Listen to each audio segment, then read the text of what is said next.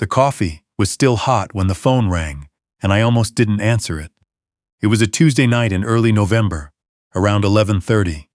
I'd been sitting in my recliner with the television on low, not really watching it, just letting the light fill the room so it didn't feel so quiet. My wife had been gone 4 years by then, and I still hadn't figured out how to be in the house without her. Some nights were fine. Some nights the silence pressed against my chest like something heavy I couldn't name. I picked up because the number had a local area code. I figured it was probably a wrong number or one of those automated calls about my car's extended warranty. It was neither. "Is this Mr. Hargrove?" A young man's voice, a little nervous, like he was reading from a script but wasn't sure he should be. "It is," I said. "Who's this?" "My name is Patrick. I work at First Central Bank, the branch on Millbrook Avenue. I know this is an unusual hour, sir. I want to apologize for that. But I've been sitting here for 2 hours trying to decide whether to call you, and I think you need to know something." I sat up straighter in the recliner. "Know what?" He took a breath. "This afternoon, someone attempted to initiate a wire transfer from your savings account. A large one. The request came in just before we closed, and it was flagged by our system because the amount exceeded your normal transaction threshold. We put a 24-hour hold on it while we verify. But the reason I'm calling tonight, personally, from my own cell phone, is because of how the transfer was requested." I didn't say anything. My hand had tightened around the phone without me telling it to. "It was requested in person, Mr. Hargrove, by a woman who said she had power of attorney. She presented documents. The branch manager approved the hold while compliance reviews it. The amount was $460,000. The television was still going. Some commercial for a car dealership, bright and cheerful and completely wrong for the moment. "That's almost everything I have," I said. "Yes, sir, I know. I pulled your account history after the flag came through. That would have left you with just under $8,000. I stood up from the recliner. I didn't know why. I just couldn't sit anymore. "Who was the woman?" Another pause. Shorter this time, but heavier. "She identified herself as your daughter. I need to back up, because none of this will make sense unless you understand what my life looked like before that phone call. My name is Kenneth Hargrove. I'm 68 years old. I spent 31 years as a structural engineer, retired at 62, and have lived in the same house in Wilmington, North Carolina since 1987. My wife, Carol, died of pancreatic cancer 4 years ago after a 7-month fight that was as brutal as it was fast. She was 63. We'd been married 38 years. I won't spend time here telling you how that felt, because if you've lost someone like that, you already know, and if you haven't, there are no words that would reach you anyway. We had 2 children. Our son lives in Portland, Oregon, with his wife and their 2 kids. He calls every Sunday and visits twice a year, and I have always known exactly where I stand with him. He's steady, he's reliable. He's the kind of man his mother would have been proud of, and she was. My daughter is different. My daughter is 36 years old and has spent most of those years being the most charming person in any room she walks into. When she was a little girl, she could talk her way into anything and out of everything. Carol used to say she'd either end up running a company or running a con, and we both laughed at that because it was funny then, because we didn't know yet. Her name is, well, it doesn't matter what her name is. She's my daughter. That's both the most important thing about her and the heaviest. She married a man 8 years ago. He was handsome and well-spoken, and had a way of making you feel like the most important person in the room when he was talking to you. I liked him at first. I liked him for years, actually. I didn't notice when liking him became trusting. Him became relying on his explanations for things that felt off. That was my mistake. There were others. After Carol died, my daughter started coming around more. I want to be honest about that, because I've told this story to myself 100 different ways, trying to find the version where I look less foolish, and I can't find it. She came around and I was grateful, and that gratitude made me soft in places I should have stayed alert. She helped me sort through Carol's things. She helped me deal with the estate paperwork. She suggested I might want to think about updating my own will, simplifying things, making sure everything was in order, while I was still sharp enough to make good decisions. Her words, not mine. I didn't like how that sounded, but I let it go. She's my daughter. I let a lot of things go. About 18 months after Carol died, She mentioned that her husband had a business opportunity, a real estate development project in Charleston. Solid investment, she said. They just needed some capital to bridge a gap. She wasn't asking me to fund the whole thing, just contribute alongside other investors. $100,000, she said. She'd get me the paperwork. I gave her 80. I told her that was what I could do comfortably, and she accepted it with a smile and a hug that felt completely genuine. She sent me documents. I didn't read them carefully. I've thought about that a lot in the years since. The Charleston project fell through, she said, about 14 months later. The city changed the zoning requirements. These things happen. She was sorry. The money was gone. I don't know if there ever was a project. A year after that, she started bringing up my house. The market was good, she said. Did I really need all this space? Had I thought about downsizing? She'd been doing some research, and there was a really lovely senior community outside Raleigh. Independent living, not a nursing home. She was very clear about that. Active people, nice amenities, organized activities. She thought I might be happier somewhere with more community around me. I'm 68 years old.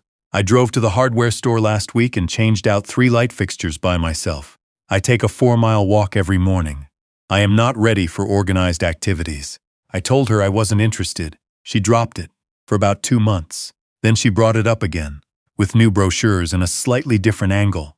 She'd talked to my doctor, she said, just informally. He'd mentioned some concerns about older adults living alone, she said.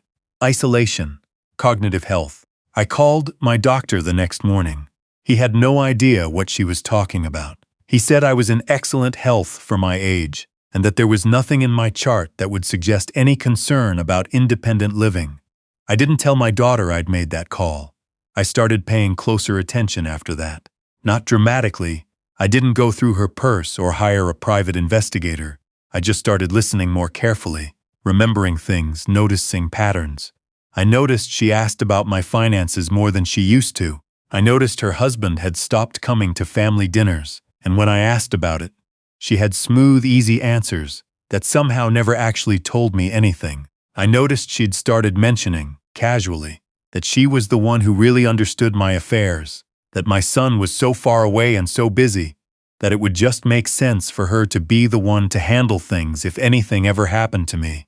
I didn't do anything with any of this. I filed it away and I kept my mouth shut, and I told myself I was probably reading too much into things. She's my daughter. I had been doing that a lot, and then Patrick called. What does the power of attorney document say? I asked him. My voice was steadier than I expected. It gives her broad financial authority. Authority to manage accounts, liquidate assets, make transfers. It's dated about 7 months ago. 7 months ago I'd been recovering from a knee replacement, minor surgery, routine recovery, but I'd been on pain medication for about 3 weeks and spending a lot of time at my daughter's house while I got my mobility back. She'd been wonderful, she and her husband both. They'd cooked meals and driven me to physical therapy and kept me company. I was grateful. I'd told them how grateful I was.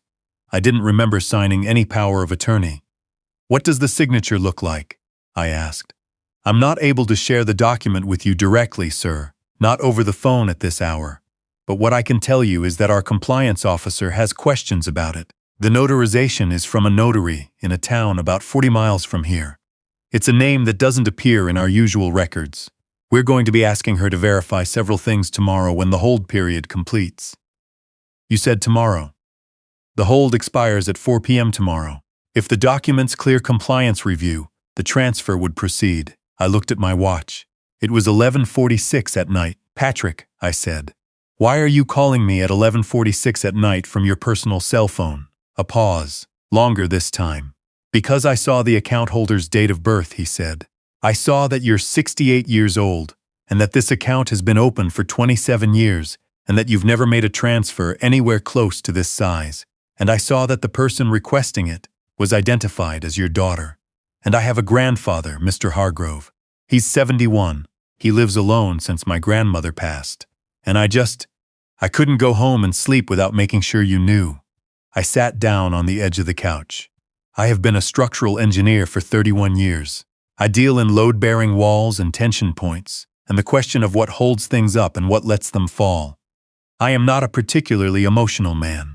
I've cried exactly 4 times in my adult life, and 3 of those times involved Carol. I came close to a 5th time right then, listening to a young man I'd never met explain that he'd stayed late at his bank job on a Tuesday night because he was worried about me. "Thank you," I said. "Patrick, thank you." "Don't thank me yet," he said. "You need to contact your attorney tonight if you can reach them. First thing tomorrow, call our branch manager.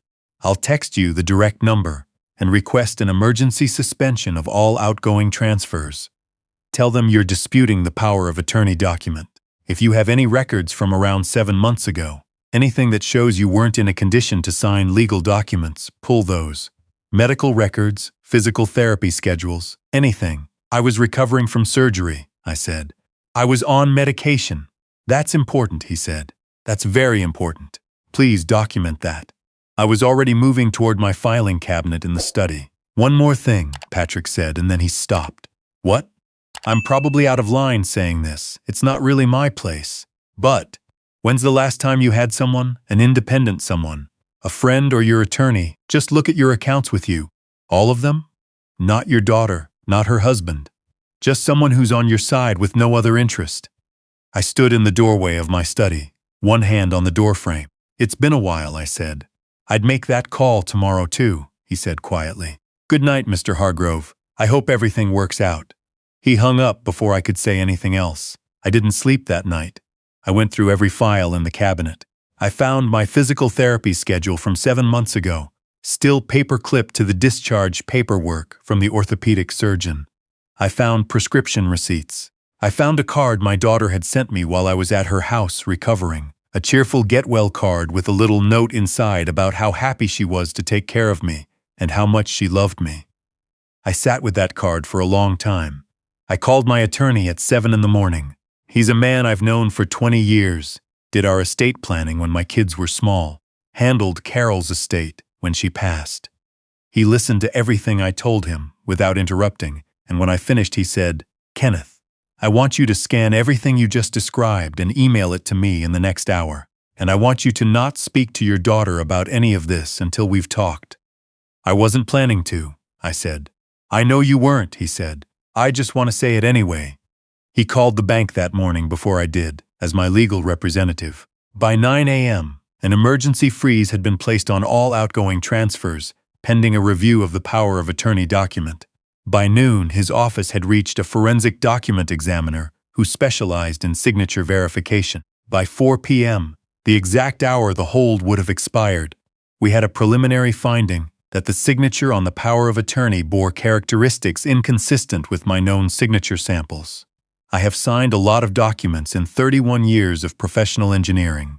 I have a very consistent signature. Apparently, whoever signed that power of attorney did not have access to enough samples, or did not try hard enough, or believed no one would look closely enough to matter. They were wrong about that. 2 days later, my attorney filed a report with the local police and the state attorney general's office. The detective who came to my house was a quiet, thorough woman who asked good questions and wrote down everything. I showed her the physical therapy records.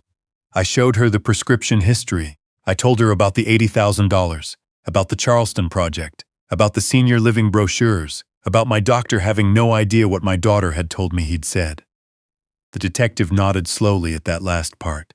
"Has she asked you about your will recently?" she asked. "She updated it," I said, "or she told me she had. About 3 months ago, she brought me a document, said my old estate attorney had drafted a revised version based on some changes in the tax code. Said it would save the estate significant money. Said she just needed my signature to file it. Did you sign it?" "I did. I didn't have my glasses, and I was in a hurry." She said it was straightforward. The detective wrote something down. I watched her hand move across the notepad. "We'll want to look at that document," she said. "I'll spare you the full legal process, because it took 8 months, and I didn't understand most of it, and some of it is still not fully resolved. But here's what they found. The power of attorney was forged, notarized by a woman who was a friend of my daughter's from college, and who would later agree to cooperate with prosecutors in exchange for a reduced charge. The will revision had made my daughter the sole beneficiary of my entire estate, removing my son entirely. The Charleston investment had never existed. My $80,000 had been used to pay off debt her husband had accumulated. Through a series of failed business ventures he'd kept hidden from everyone, including, as far as I can tell, from her entirely. I don't know how much she knew and how much she was told. That's the part I still turn over in the dark hours sometimes, when the house is quiet and the television's off and there's nothing to distract me from it. She's my daughter. I've watched her face since she was born. I know when she's lying, and I know when she's scared, and I still can't fully read what she was in all of this.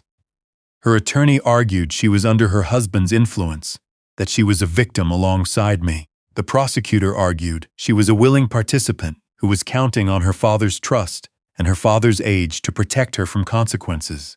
The jury believed the prosecutor. She received a 4-year sentence. Her husband received 7. They're both appealing. I have not spoken to her since the day the police went to her house. I've gotten letters. I haven't opened them. I put them in a box in the closet. Maybe someday I'll read them.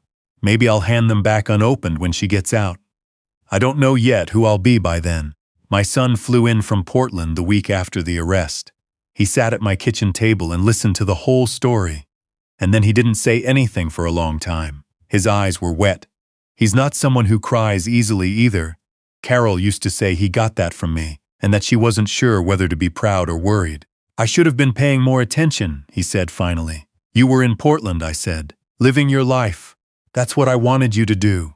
She was taking advantage of you being alone. She was, I said, and I let things go that I shouldn't have. That's on me too. He shook his head, but he didn't argue. That's something I've always appreciated about my son. He knows when to let a thing sit. He stayed for 2 weeks. He helped me go through everything with the estate attorney, untangle the damage from the forged will, verify that the accounts were secured. He drove me to physical therapy for my knee, which had been bothering me again. Stress, the orthopedist said. He ate dinner with me every night at the kitchen table, and we watched football and talked about his kids, and mostly didn't talk about his sister, and I was grateful for that too. Before he left, he said, I want you to think about moving closer to us. I thought about it, I said. And? I'm not going anywhere. This is my house. Carol and I built a life here. I'm 68, not 108. I'll let you know when I need to be somewhere smaller. He laughed. It was a good sound in the kitchen. Fair enough, he said. About 6 weeks after the trial concluded, I went to the bank. I had called ahead and asked for Patrick, and the woman at the front desk told me he'd been moved to a different branch. A promotion, she said, about a month after everything happened. She gave me the address. I drove 20 minutes across town to a branch I'd never been to before. I asked for Patrick at the desk. A young man came out from the back, mid-20s maybe, with an earnest face and the kind of posture that suggests someone who still isn't entirely sure he belongs in a suit. He recognized my name before I finished introducing myself. He got a little flustered, which I found endearing. Mr. Hargrove, he said. I read, I'm glad everything worked out. It worked out because of you, I said. He started to say something about just doing his job, and I held up a hand. Patrick, I said. Let me finish. He closed his mouth. Good instincts. You did something that night that you didn't have to do. You could have filed the compliance note, gone home and let the morning shift handle it. The hold would have expired, and the transfer would have gone through. And I would have lost nearly everything I have, and you probably would never have known. You stayed late. You thought about what you knew about me, from nothing more than account records and an age on a screen. You thought about your grandfather, and you called. He nodded. His jaw was tight. I brought you something, I said. He looked at the envelope in my hand. It's not payment, I said. I want to be clear about that, because I know you'd refuse payment. It's not a reward for services rendered. It's a grandfather who happens to be a stranger saying thank you the only way that's actually proportionate to what you did. I handed it to him. He took it carefully, like it might break. Inside was a letter, handwritten, and a check. The check was for $30,000. I had thought a long time about the amount. I wanted it to be enough to matter, enough to pay down debt, or put toward a down payment on a house, or help with whatever the 30-something years ahead of him would require. I didn't want it to be so large it made him uncomfortable or complicated his life. 30,000 felt like the number. I'm an engineer. I work in numbers. Sometimes you know when a load is right. He stood there for a moment without saying anything. Then he said very quietly, "I can't accept this." "You can," I said. "And you should. I checked with my attorney. It's a personal gift. There are no strings on it, no tax complications on your end, and absolutely no obligation. You can spend it on whatever you want. That is the point of it." "Mr. Hargrove, Patrick," I said, and I used the same tone I used with my son when I wanted him to hear me clearly. "I'm 68 years old.